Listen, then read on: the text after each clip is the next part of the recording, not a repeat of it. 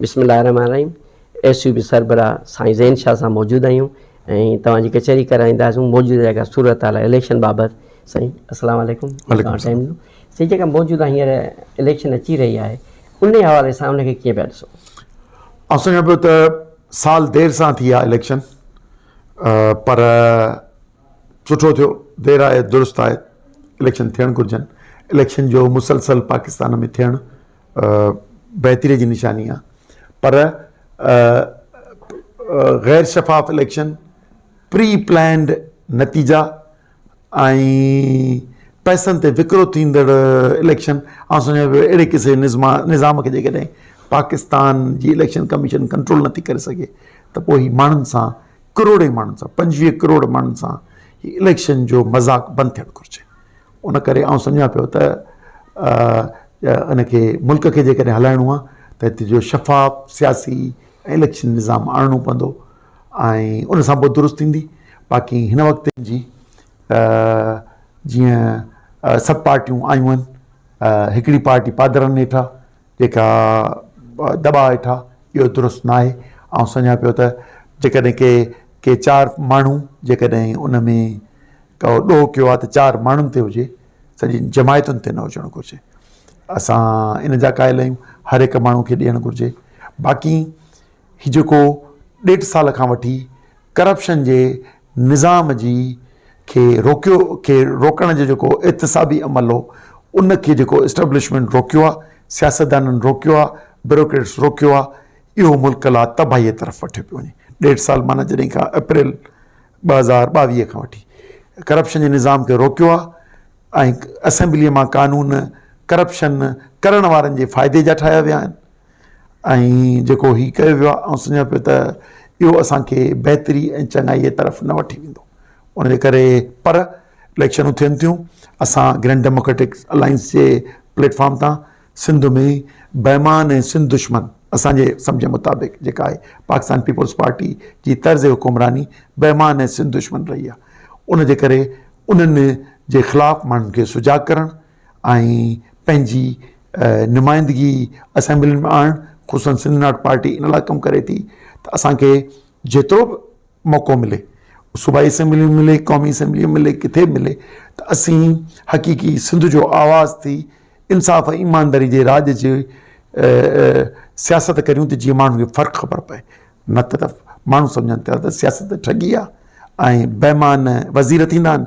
जेको वॾो बेईमान हूंदो सो वज़ीर आला थींदो, जेको सभिनी खां वॾो हूंदो सो वज़ीर आज़म थींदो। माण्हुनि वटि इहा ठहियलु आहे त सियासत खे पंहिंजी हक़ीक़ी माना में सियासत इबादत जे जेका ख़िदमत जे ज़रिए थींदी उनखे करणु चाहियूं था।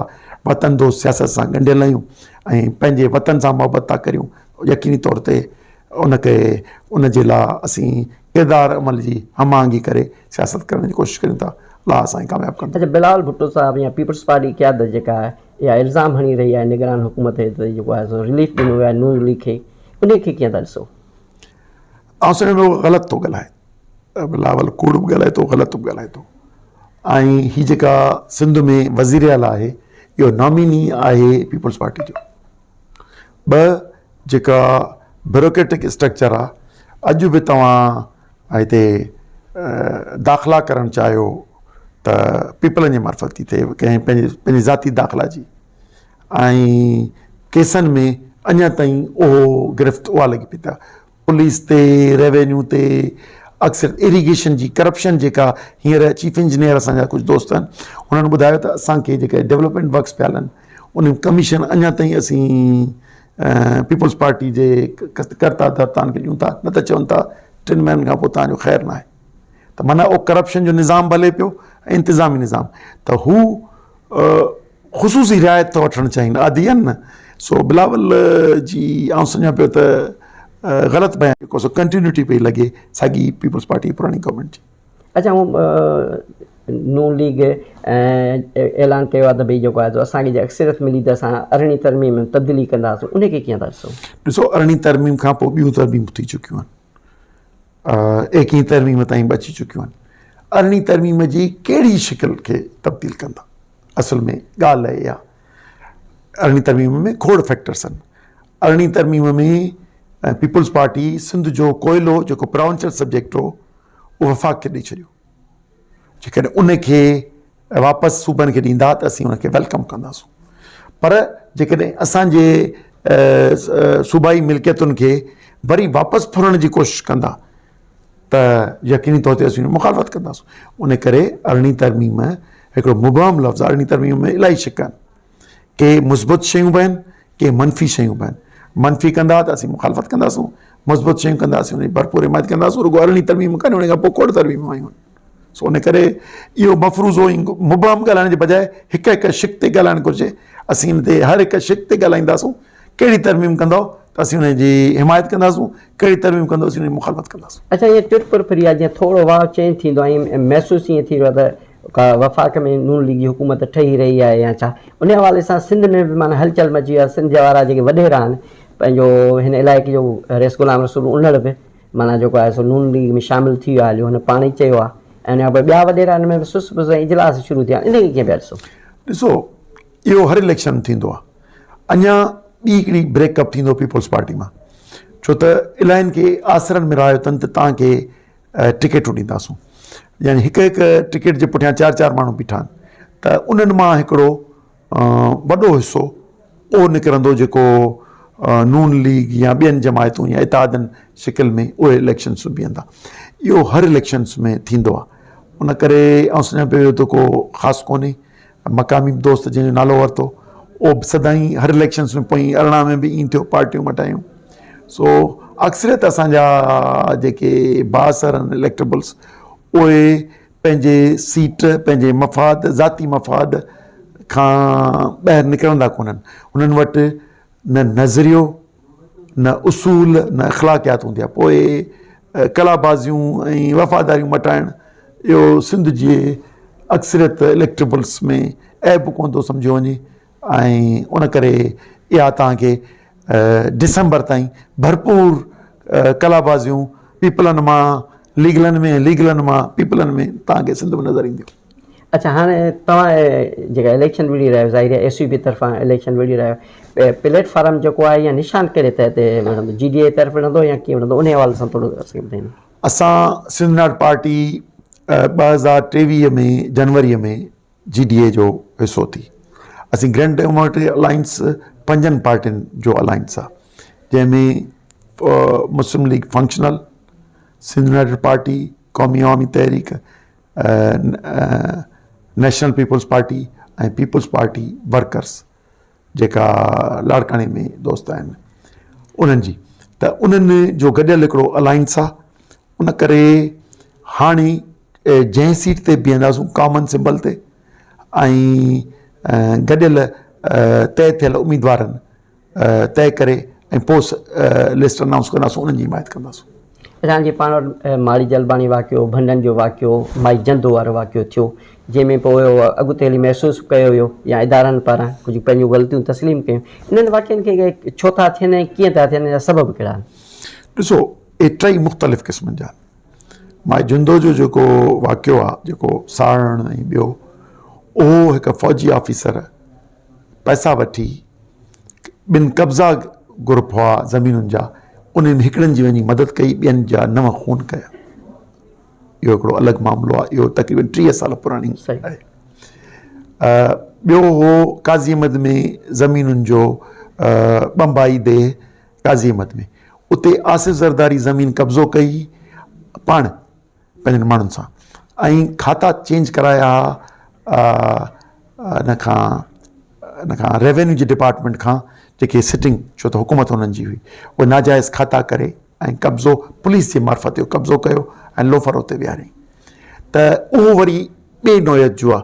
उते मक़ामी माण्हुनि जिन मुखालफ़त कई ऐं सालनि खां रेज़िस्ट कयो, उन्हनि ते उते मक़ामी माण्हुनि उन्हनि खे क़तल कया। उनजे करे उहो वरी ॿिए चई विया। हीउ जेको वाक़ियो आहे माड़ीअ वारो, इहो वरी इदारा जेको ज़ाहिर कयो त मुल्क दुश्मन के टेररिस्ट हुआ, उन्हनि जो पीछो कयो ऐं हुननि उनखे फॉलो पे कयो, पर ग़लति मासूम माण्हू आहे उहे साम्हूं अची विया। हू पंहिंजे किथे उन्हनि जी या डिसइंफॉर्मेशन हुई या का ग़लति हुई जंहिंजो इक़रार अची कयूं। बाक़ी इहो को इन्हनि मख़सूस माण्हुनि सां दुश्मनी या मारण जो कोन हो जेको पाण हिन वज़ीर अची चयो तव्हां हुन सां वज़ीर ऐं आई जी चयो त उन करे हीअ वरी ॿी नौयत जो आहे त